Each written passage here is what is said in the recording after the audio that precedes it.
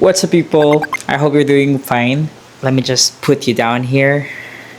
Alright, this is me attempting again to vlog. Actually, nag-attempt ako mag-vlog for so many times pero walang nakakalusot sa editing, no? I don't know, it's just me. During editing, talaga naman, kalagitnaan ng editing, parang mawawalan ako ng amor dun sa ini-edit ko and hindi ko siya itutuloy. Kaya ending, wala ako napopost. But anyway, it's me. It's already 2026. Grabe, sobrang close ko. Ano, close ba tayo? Ang dami ko kasing kwento. Ang dami ko kasing gustong i-share. And I feel like I don't wanna share it sa mga taong kakilala ko kasi I'm afraid na ma-misunderstood nila ako. Although, mapapanood din naman nila nito, no? So, anyway, guys, kung mapanood nyo to, intindihin nyo na lang, please. I just feel like mas maraming random people na makakanood sa social media. Kasi, alam mo yung mga kaibigan natin na yan, ano yan sila, kapag kilala nila yung pinapanood na, hindi nila yan pinapakinggan, like minsan for the support, ipe-play lang, ganyan-ganyan, pero hindi talaga nila yan pinapakinggan. So, I chose to share sa camera kaysa mag-share sa mga totoong tao, no? Anyway, it's 2026 na, guys, and sobrang dami nagaganap lately. I am overstimulated kasi kulang ako sa tulog, ang daming dumadating na pendings, ang daming bayarin, ang daming problems in general. Most of the time, nakakatulong sa akin yung pag-share, pag-susulat ng nafe-feel. I actually have a journal here where I write everything. It helps a lot. So, kung ikaw, marami kang saloobin and nahihirapan kang mag-share sa mga tao, you can also do this. Anyways, nagsa-self-reflect kasi ako lately. Kinikilala ko pa ng mas deeper yung sarili ko kasi I feel like hindi ko pa talaga kilala ng buo yung sarili ko. Like, hindi pa talaga ako buo. Uy, ano ka, sira? I cannot explain it, pero I feel like there is more na kaya kong i-achieve in life, kaya kong marating in life, pero I just don't know where to start. I don't know if lahat pa ay may ganitong phase. This is normal naman, no? Normal naman siya, no? I don't know, is this existential crisis? Medyo nahihirapan ako mag-cope up kasi ang bilis, ang daming nangyayari, and medyo nahihirapan ako humabol sa life. Pwede bang mag-time first? Time first? Yeah, time first. Hindi pwede yun. Wag kang ano. Anyway, guys, just a heads up, this video or this vlog is all about me yapping. Kaya kung may ginagawa kayo, you can just listen to me and continue kung ano man yung ginagawa nyo, no? Okay, transition to the next scene.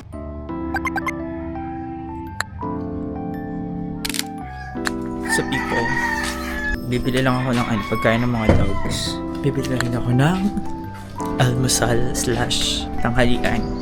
Brunch. Ay, grabe ang lightning. What a beautiful day! Parang masarap pumunta sa dumalaw sa cemetery ngayon. Pupuntahan ko nga ang aking mom. Bibili dapat ako ng turon kaso wala pa pala siya. Balik na lang ako mamaya. Masarap kasi yung turon dito.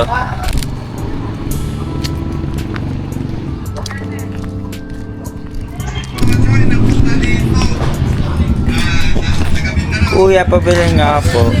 Okay, so meron mong food ang ating mga pets. Happy na naman ang kanilang mga tummies. Okay, sanin lang natin. May narinig ako na study, no, na mas pinipili na daw ng mga tao na mag-alaga ng pet kaysa sa mag-baby. Tapos medyo negative yung take nila doon, no. Parang ino-encourage nila na mag-baby na agad, ganyan-ganyan. Magandang stepping stone na mag-alaga ka muna ng pet bago ka mag-alaga ng tao or ng baby kasi although big difference, don't get me wrong, pero yung responsibilities ng pagiging for parent, it's big din. Okay. I think magandang stepping stone na mag-alaga ka muna ng pet bago ka mag-alaga ng baby or bago ka mag-baby. Sure ka lang. Okay. So, gagawin ko na sila ng food. So, ang food nila ay, ang kainan nila is magkahiwalay kasi nag-aaway sila. Normally, ang kanilang food ay dog food na may milk. However, naubos kasi yung milk and later pa ako bibili. Kakagising ko lang kasi. For today, taste muna tayo sa dog food with hot water. Yummy! Come here. Nasa dito. Si Banyo. Ay, say hi. Hi! Hindi pa siya mahaba, hindi pa siya totoong hotdog. Oh. Hindi ka pa hotdog. Hindi ko pa hotdog. I'll make something for myself kasi puro na lang sila.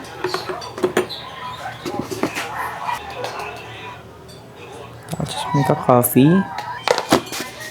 Sa coffee, I like it ng matapang. Matapang na creamy kahit di na matamis kasi sinasanay ko na actually yung sarili ko na huwag magmatamis lagi kasi pamilya kami ng diabetes. Pamilya, diabetes na bunso ng diabetes. So, I'm trying not to intake sweets as much as possible. I have my coffee na. Buo na yung araw ko. Mainit pa to. Wait lang. Papalamigin ko muna to. Saan ba yung electric fan? Okay. Ayun na yun siya. Habang pinapalamig natin yan, magbe-breakfast na ako while watching Encantada. Ayan. Very, very productive ang morning naman natin. No? Productive yun palaging ginagawa. Something na hindi ko nagagawa on a daily basis kasi may pasok ako and usually low energy talaga pag morning. Usually papakainin ko lang yung pets and then that's it. Balik na ako sa habitat ko.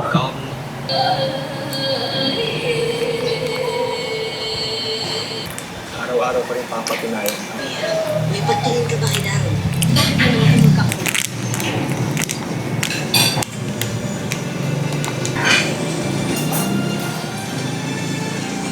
Maganda effects this episode. Love it.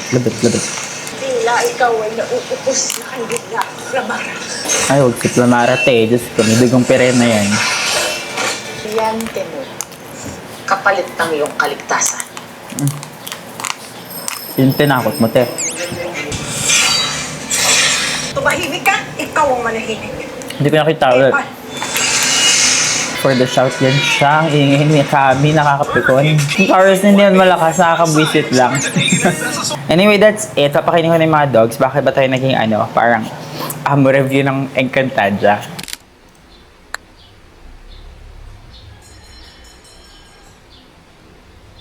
Yo people, what's up? I'm currently here in Garden of Love visiting my mom and I'm gonna eat. Mo yun, mukbang sa sementeryo. No, I just wanna do it because for the past few weeks, I've been spending my weekend or my off sa bahay naglalaro yung computer and I don't find it fun anymore. It feels like I am in a routine. It feels like everything that I'm doing is the same. I've decided to gumala. Sorry ma'am, di afford yung nakabote.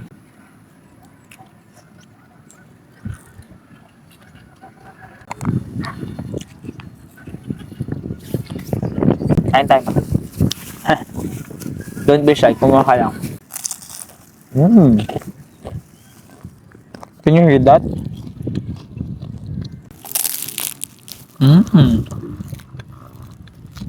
Ang sarap ng turon.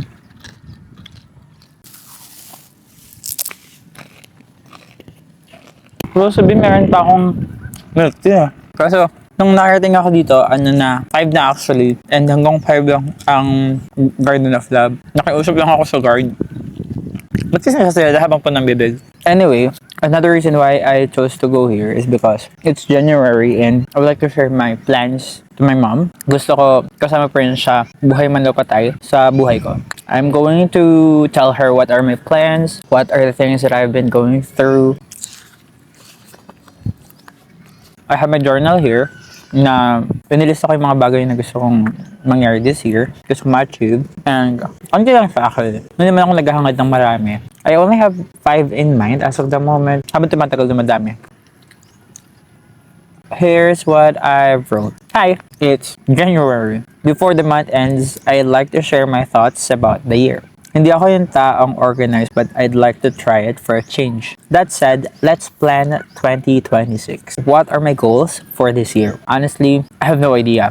Pero kung maging matapang ako, here are the things that I'd like to do or accomplish this year.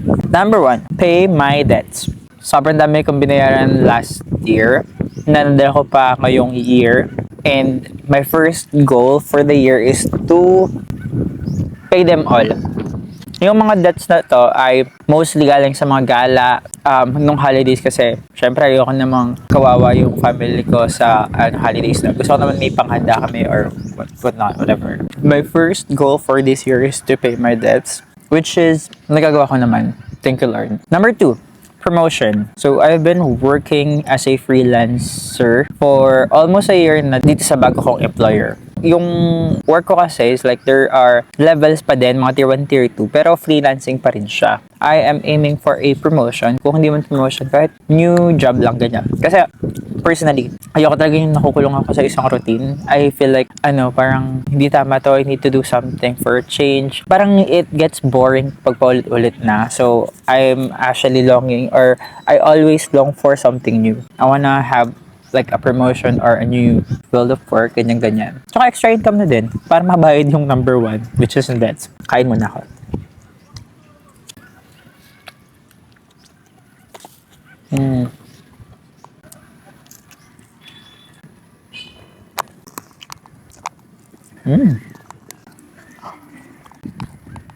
Number 3, international travel.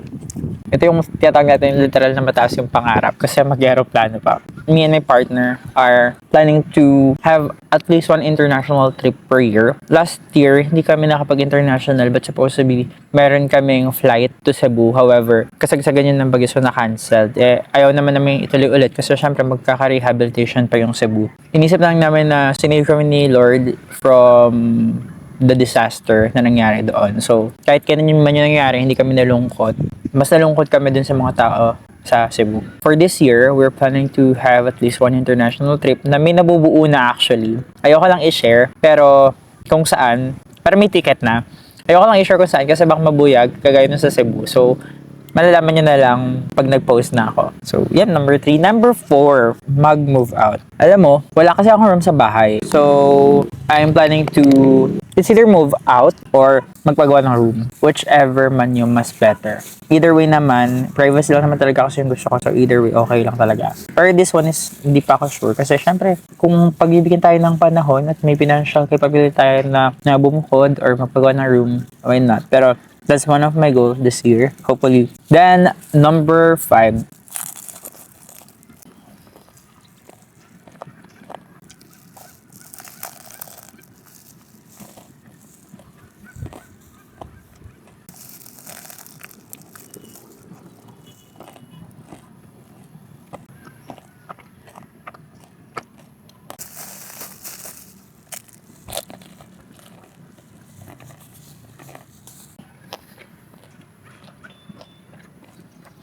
Number 5, lastly, sobrang babaw lang nito and I know I can do it pero hindi ko alam kung nagagawa ko siya kasi depende din talaga sa comfort ko kasi hindi ako sanay ng ganun kahabang buhok. But this is about hairstyle, guys. I want to have a wolf cut. Gusto ko matry yung wolf cut kasi of all the haircuts that I've seen sa Pinterest, wolf cut is by far the coolest. So, I just wanna try at least once in this lifetime makapag-wolf cut. Medyo, siya kasi mabilis akong ma-irritate sa buhok, yung sa mukha pag napupunta sa ganyan.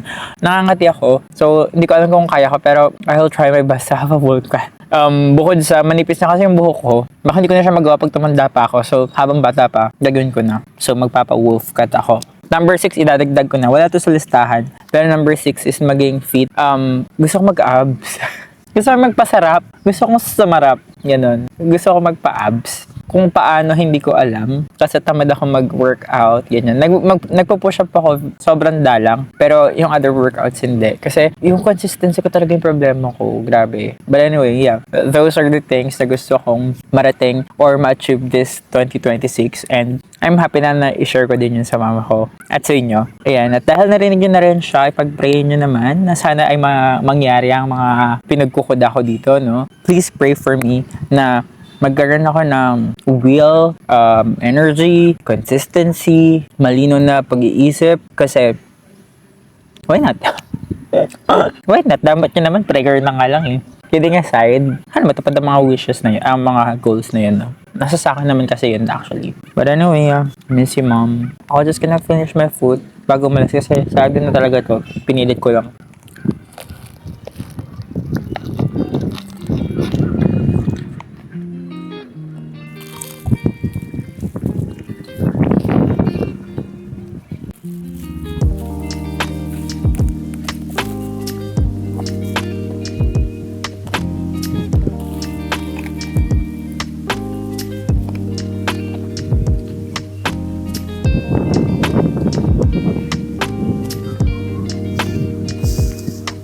Bye, Mom!